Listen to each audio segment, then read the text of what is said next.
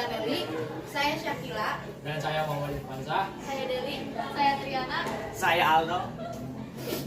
Mari kita simak video berikut ini. Di sini saya akan menjelaskan tentang sengketa Selat Ambalat. Apa sih sengketa Selat Ambalat itu? Sengketa Selat Ambalat adalah perselisihan antara Indonesia dan Malaysia terkait batas wilayah Blok Ambalat yang berada di Laut Sulawesi. Sengketa ini terjadi karena perbedaan posisi daerah Ambalat dan perbedaan interpretasi mengenai batas maritim antar kedua negara. Pasti kalian bertanya-tanya, apa sih sengketa Selat Ambalat itu? Pasti kalian bertanya-tanya, gimana sih letak sengketa Ambalat itu kalau dilihat dari kita? Mari kita simak video berikut ini. Beberapa pulau yang Indonesia miliki kaya akan kandungan sumber minyak mentah. Salah satu wilayah tersebut adalah Blok Ambalat yang terletak di Laut Sulawesi dan Selat Makassar. Bukan hanya minyak, di pulau ini terdapat pula berbagai kekayaan tambang laut. Blok seluas 15.235 km persegi ini sebenarnya berbatasan dengan wilayah Malaysia, yaitu Sabah.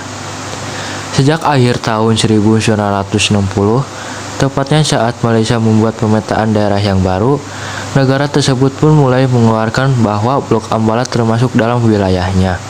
Konflik kepemilikan wilayah ini pun bergulir hingga puluhan tahun.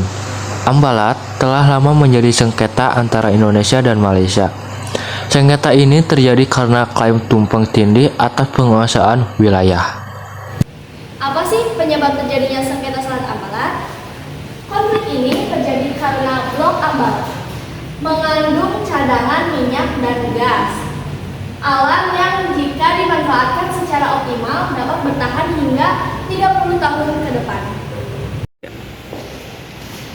Ada beberapa aspek yang menjadi sejarah sengketa Selat Ambalat, yaitu 1. Dimulai saat kedua negara melakukan penelitian zona ekonomi eksklusif.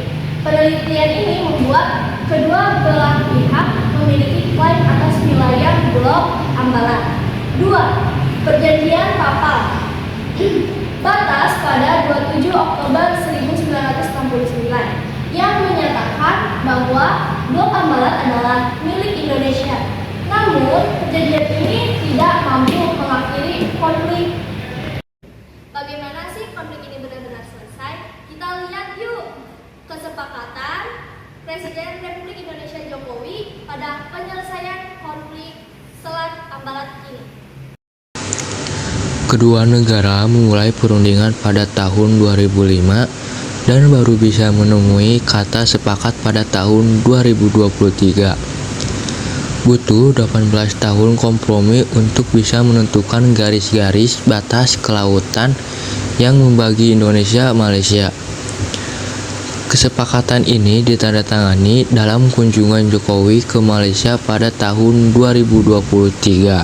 Saya menyambut baik penyelesaian negosiasi batas laut teritorial di Laut Sulawesi di Selat Malaka bagian selatan setelah 18 tahun proses negosiasi.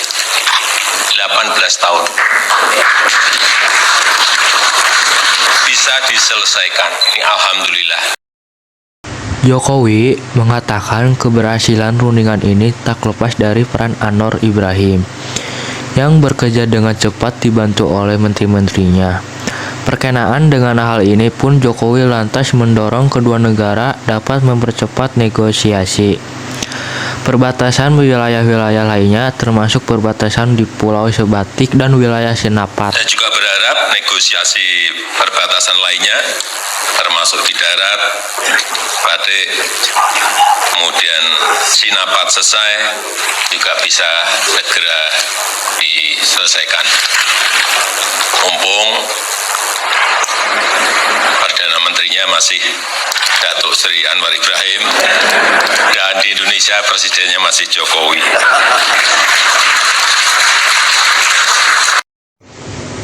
Sejak awal, konflik ini dimulai Indonesia maupun Malaysia.